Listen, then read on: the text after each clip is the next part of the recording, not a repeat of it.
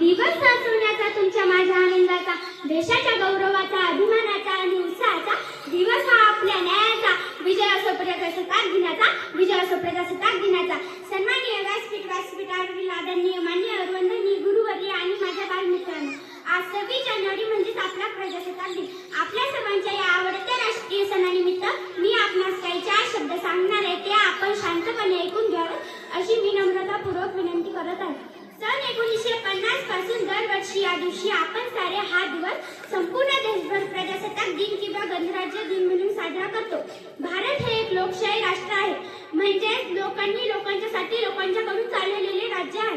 देशाला स्वातंत्र्य मिळाले आणि आपण ब्रिटिश राजवटीच्या गुलामीच्या बंडातून मुक्त झालो. स्वातंत्र्य, समता व न्याय देणारी, शिवाय माणसाला माणुसकीने जगण्याचा हक्क देणारी राजवट सुरू झाली. या सर्वांचा पाया होता भारताची राज्यघटना.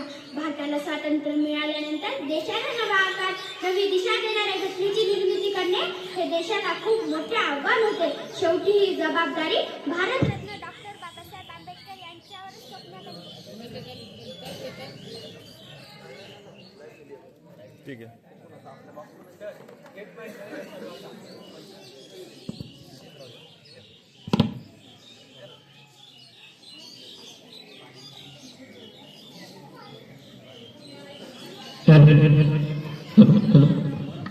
शेवटी ही जबाबदारी भारतरत्न डॉक्टर बाबासाहेब आंबेडकर यांच्यावर सोपवण्यात आली आणि त्यांनी ती लिहिल्या पेलली.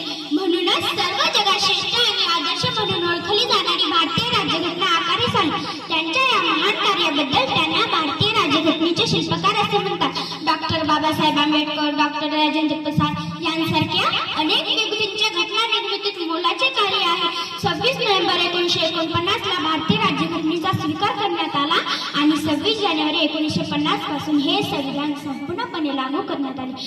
साऱ्या देशाने अन्यायाची व गुलामगिरीची काट टाकली आणि मायभूमीस स्वातंत्र्य व न्याय लोकशाहीचा सोनेरी उदय झाला. म्हणूनच स्वातंत्र्य दिनाप्रमाणे हाही दिवस आपल्या सर्वांसाठी गर्वाचा आहे.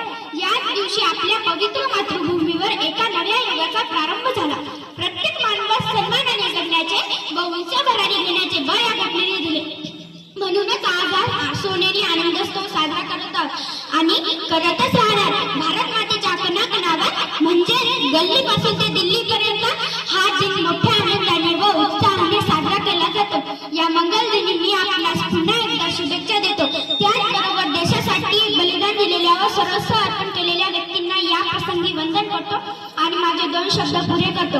जाता जाता एवढेच म्हणेन, अनेक जाती धर्म सोबती आनंदाने हा राहतो, अनेक जाती धर्म सोबती आनंदाने हा राहतो. देश माझा भारत विविधतेत एकता साधतो, विविध